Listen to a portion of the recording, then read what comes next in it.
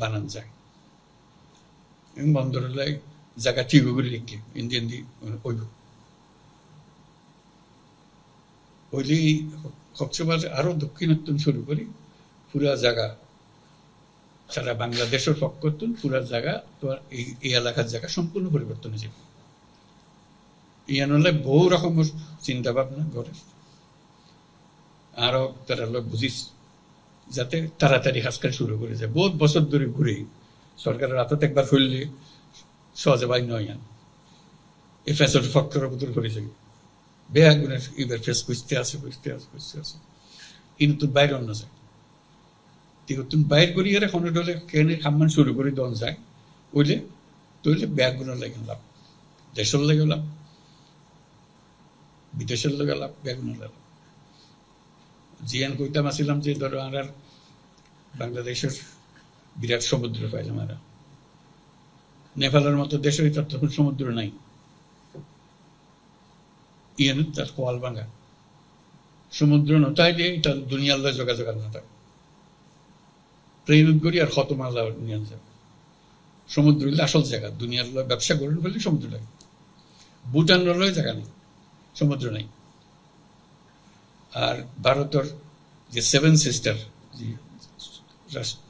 রাজ্যগুলি আছে ইটারেরও নেই তারা বলে আড়াতে আছে তোমার আর সমুদ্র ব্যবহার করো আর ব্যবসা করো তোমারও জীবন পাল্টে যাক আর জীবন পাল্টে যাক এটারও রাজধানী তারা সারা হইতো নাই ইনসারা সেই কারণে কক্সবাজারের ভূমিকা বিরাট ভূমিকা ইয়ান ক্যাঙ্গুরি গরম যাইব অনরার মনত কি আছে জানিবেন আর কথা কই বেলাই নয় অনরার তো জানি বললে আসি আমরা সবাই চাচ্ছি যে লবণ কম খাওয়া জি স্যার এটা একটা স্বাস্থ্যের কারণে সবাইকে উৎসাহিত করা হচ্ছে লবণ কম খান কম করে খান যাতে শরীর ভালো থাকে কাজে আমাদের চেষ্টা হলো কমানো জি স্যার কিন্তু আমাদের শক্তি আছে উৎপাদনের তাহলে বাইরে যদি হয় এটা তো মস্ত বড় একটা খবর হবে এটা একটু দেখেন আমাদেরকে যোগাযোগ করেন দরদাম দেখতে হবে কারা তাদেরকে দেয় বলছি তো যারা ল্যান্ডলক কান্ট্রি যেমন নেপাল ভুটান তাদের তো লবণের সোর্স নাই তো অনেকটা খনিজ লবণ আছে অনেকের খনিজ লবণ হতে পারে আমার যেটা হলো যে যদি লবণ কেউ কেনে তাতে খোঁজ দিতে হবে আপনি কোথার থেকে কেনেন কি দামে কেনেন কোন কোয়ালিটির কেনেন আমাদেরটা একটু ভালো দামে সস্তা আমাদেরটা চেষ্টা করে দেখেন এইভাবে তো ব্যবসা হয় ব্যবসা তো আর নিজের থেকে হয়ে যায় না সেটা খোঁজ খবর নিয়ে একজনের খবর আরেকজনের খেতে কাজে যে সমস্ত দেশের কথা বলছি সেই সমস্ত দেশে আপনারা আসা যাওয়া করেন সবসময় তাদের লোক এখানে আসে আপনারা বলছেন এরা পর্যটনের শহর তাদের দেশের লোক নিশ্চয়ই এখানে আসে আসলে ওদের সঙ্গে একটু গল্প গুজব করা আর সমস্ত খবর তো এখন আজকে ইন্টারনেটে সব খবর পাওয়া যায় কাজে একটু করলে আপনারা একটু চেষ্টা করলে নিশ্চয়ই সবাই চেষ্টা করবে যে এটা রপ্তানি হোক কারণ দেশের একটা মূল্যবান জিনিস এটা আমরা করি আমাদেরকে যদি লবণ কিনে খেতে আমাদের বহু টাকা লেগে যেত আপনারা কষ্ট করে করেন বলে সারা দেশের লবণটা খেতে পারে কাজে সেটা আমরা চেষ্টা করি এটা একটা গুরুত্বপূর্ণ বিষয় সেটা আমরা কথাটা যেন হারিয়ে না যায় যদি সম্ভাবনা থাকে আমাদের এটা গ্রহণ করতে হবে আমার একটু খোঁজ খবর দিয়েছে লবণের ব্যাপারে উইন্ড এনার্জির কথা বলা হয়েছিল এটার কি কোনো সম্ভাবনা আছে মনে হয় স্যার আমাদের এখানে উইন্ড এনার্জি আছে স্যার একটা প্রকল্প 32টা উইন্ডমিল আছে স্যার এখানে স্যার 50 মেগাওয়াট এখন স্যার ন্যাশনাল গ্রিডে কন্ট্রিবিউট হচ্ছে এটা হলো ট্রায়াল বেসিস এখানে বড় আকারে করার কোনো সুযোগ আছে মনে হয় এখানে বাংলাদেশের এর উত্তরে আর কোনো এরকম বায়ু প্রবাহ নাই ব্যাগ নাই যেটার কারণে আমরা এই বায়ু শক্তি পেতে পারি কক্সবাজারে এটা সম্ভাবনা আছে কক্সবাজার এবং এর থেকে দক্ষিণে আরো বেশি সম্ভাবনা এটা যদি কারো কোনো অভিজ্ঞতা থাকে যেহেতু তুমি জলবায়ু নিয়ে কাজ করো একটু খোঁজ নাও তাহলে এটার প্রতি আমাদের আকর্ষণ থাকবে কি ধরনের নতুন প্রযুক্তি আছে সেটা ব্যবহার করতে হবে আর যেহেতু তুমি তরুণদের মধ্যে এইসব কাজ করছো আর এই তারুণ্যের উৎসবটা চালু রাখাটা বন্ধ না করা যাতে আরো নানা রকমের খেলাধুলা আরো নানা রকমের প্রতিযোগিতা ইত্যাদি হতে পারে গল্প শিক্ষা প্রতিযোগিতা খেলাধুলার প্রতিযোগিতা ছাড়াও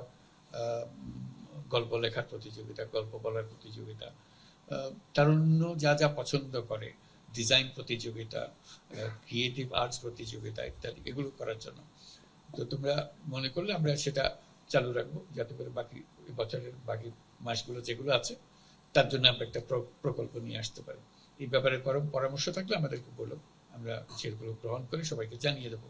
এইভাবে করতে পারে। প্রত্যেক জেলা নিজস্ব পদ্ধতিতে করবে, যাতে করে সবাই অংশগ্রহণের সুযোগ পায়, কেউ যেন বাদ করে না যায়, যে একজন এটা করে না বলে সে বাদ করে, কিন্তু সে আরেকটা কাজ করে, সেটাকে নিয়ে আমরা প্রতিযোগিতার মধ্যে যেতে পারি। এটা উৎসাহ দেওয়া, যে একজনের কৃতিত্ব দেখালে সবাই মিলে আমরা হাততালি দিই, উৎসাহ দেখাই, খুশি হই, এটা তার ভালো লাগে। তো সেই কাজটা যেন আমরা করতে পারি। শুধু দৃষ্টি আকর্ষণ করার জন্য, যে একটা অনেকগুলোর মধ্যে একটা, যে হাসপাতালের কথা বললেন, যে হাসপাতালটা সব জায়গাতে হাসপাতাল দরকার, এতে কোনো সন্দেহ নেই। আমার পরামর্শ, আমি নিজে করেছি, আপনাদেরও পরামর্শ দিই, সরকারের জন্য অপেক্ষা না করা।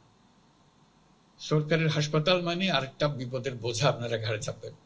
এই ডাক্তার থাকবে না, ওষুধ থাকবে না, ওই থাকবে না, এর মধ্যে কেন যাবে? কক্সবাজারে কি লোকের অভাব আছে, টাকার অভাব আছে? আমাদের বলেন। দুই চারজন লোক একাই বলতে পারে আমি করো। এটা দান সব সূত্রে দেওয়ার জন্য না, যে বিনা পয়সা চিকিৎসার জন্য দেওয়া না। যে যা খরচ করছে খরচটা আদায় করেন, হলে জিনিসটা চলবে।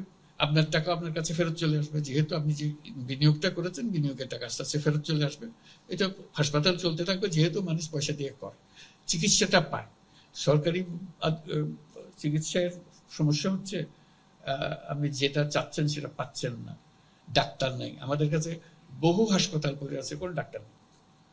তো এই খামোখা এত টাকা খরচ করে এইরকম একটা যে দালান কোঠা বানাইয়া যন্ত্রপাতি বসে, এই কষ্টের মধ্যে যাওয়ার দরকার থেকে আমাদের সরকারের উপর এটা একদম ভরসা না করে। এটার থেকে ভরসা নিজের উপরে কাজ করলে কিন্তু অনেক দূরে গিয়েছে। আপনারা যদি আজকে এই মিটিংয়ে একজনে বলে যে আমি করব, আপনারা সবাই আমাদের সমর্থন দেন, আমি করব, দেখবো যে হয়ে যাবে। এটা জায়গার কোনো অভাব নাই কাজে। আপনারা জানেন কি জন্য করতে হবে, কাকে করতে হবে। প্রত্যেকটা জিনিস, যত জিনিস প্রস্তাব করলেন, প্রত্যেকটা জিনিস নিজেদের উদ্যোগে এটা হওয়া সম্ভব। শুধু কাউকে না কাউকে ওই কোমর মেনে নামতে হবে যে আমি করবো। কক্সবাজারের লোকের একটা বৈশিষ্ট্য হলো, তারা মাথার ভিতরে একটা ঢুকলে এটা আর বের করা যায় না। কথা ঠিক নয়? কথা মাথার ভিতরে ঢুকে ফেললাম না, না পারিয়ে যাও, একবার ঢুকি গেল কিন্তু কই যাবে। ওনারা কই দন্ত সরকার এখনো হাম লাগতো না, আর ব্যাকিং করে ফেলেন। এই লবণের কথা হয় নারা বুঝছো, ব্যবসার কথা সরকারের কি আছে, গভর্নর কি আছে?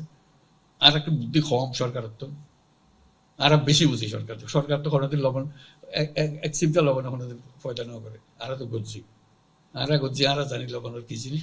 কথার কথা বললাম, ব্যাকিং মানুষ ভালা বোঝে, যেহেতু নিযুক্ত গরণ করে, সরকার তো গরণ না করে, হুকুম দেখালে দেখা যায় তারা কথা বুঝেন বড় মুশকিল। নিজের করি ফুলে দুই চারজন আত্মরে গেলে বহুত কাম করে ফেলান যায়। এই চেষ্টা করেন দিল্লির কক্সবাজার এনে আজকে পর্যটন কেন্দ্র হইতাম চাইলে না, বললাম যে না, পর্যটনের কথা বারবার করার দরকার নেই। এবার আর বিরাট অর্থনৈতিক শক্তি এই কক্সবাজার, এই পুরা জিনিসের মেয়েরা খেয়াল করে। আমাকে একজনে বললো যে আমরা স্টারলিংক শুনছেন বোধহয় পত্র পত্রিকায়, যে একটা ইন্টারনেট ফেসিলিটি আমরা তৈরি করতেছি, যেটা ফাস্ট, খুবই দ্রুত গতির ইন্টারনেট। এই দ্রুত গতির ইন্টারনেট এই কয়েক মাসের মধ্যে এসে যাবে। এসে যদি যায়, কি ব্যবহার হবে? এইটার ব্যবহারের জন্য তরুণরা একেবারে এক পায়ে খাড়া, তাদের নিজস্ব জগৎ তারা তৈরি করে ফেলতে পারবে, যেহেতু এখন সারা দুনিয়ার সঙ্গে তাদের ইন্টারাকশন শুরু হয়ে যাবে। এর ফলে অনেক ব্যবসা বাণিজ্য সৃষ্টি হবে। আমাকে একজন জিজ্ঞেস করলো যে এত ব্যবসা বাণিজ্যের কতগুলো বড় বড় ব্যবসা সৃষ্টি হবে প্রযুক্তি ভিত্তিক, কোথায় নিয়ে যাবেন, কোন জায়গাতে এটা ফোকাস একত্রে রাখবেন? তা আমি বলতেছিলাম এটা তো বাংলাদেশের কোনো জায়গায় যে কোনো হতে পারে। একজন বলছে কক্সবাজারে করবো, ভালো কথা। কক্সবাজার একদিন আপনারা পর্যটন করছেন, 2 দিন পর বলবো কক্সবাজার প্রযুক্তির শহর, প্রযুক্তির নগর হতে পারে। কে মানা করবে এটাতে, যদি আমরা এটা ধরে ফেলে, জিনিসটার ভেতরে ঢুকে যায়। কাজে সুযোগ আসতেছে, সুযোগগুলো ধরার। কেউ তো সরকার এসে আপনাকে ধরিয়ে দেবে না। সরকার যেগুলো করছে ধরে নিতে হবে, কামড়ে ধরে নিতে হবে, এটা আমাদের, এটা আমরা করবো। আপনাদের আর চিন্তা করার কিছু নেই। আমাদের রাস্তা পাতলা দিয়েছেন, আমরা এর পথে চলতে আরম্ভ করবো। এই জিনিসটা করা, উৎসাহ পেলে বহু কাজ আপনারা করেছেন তা না। এখন আমরা বড় কাজের মধ্যে যাব। এটা পুরো জায়গার পুরো দেশ তো আমরা করতে পারবো না। আমরা আমাদের এলাকাকে, কক্সবাজারটা খুবই সম্মানিত একটা নাম সারা দুনিয়ার মধ্যে, তো সেটা সেই সম্মানের সঙ্গে সঙ্গতি করে আমরা দেশের যারা নাগরিক আছে তারা এটা করতে পারি না? যারা এই এলাকার নাগরিক আছে তারা করতে পারি, সামর্থ্য আছে। সেই জিনিসটার দিকে মনোযোগ আকর্ষণ করছি। সবাই যা বলছেন তার উপরে এই কথাটা একটু মনে রাখেন। যদি কেউ এরকম উদ্যোগ নেন, আমাদের কোনো সাহায্য সহায়তা লাগে, আমাকে ব্যক্তিগতভাবে লেখেন, সরকার হিসেবে না। আমিও তো এই এলাকার মানুষ, কাজে ব্যক্তি হিসেবে লেখেন, বলে যে আমি করতে চাই, আমার কি করতে হবে আমাদের বলেন, আমি কোমর বাঁধলাম। আপনি কথা একটা বলে গেছেন, আমার মাথায় লাগছে, আমি এই কাজটা করতে চাই, হয়ে গেল। আমি আমার সাধ্য মতো আমি যা যা ব্যক্তি হিসেবে আপনাকে বুদ্ধি দিতে পারি, সলাহ দিতে পারি, এটা হতে পারে। কাজে ওইভাবে চিন্তাটা করেন।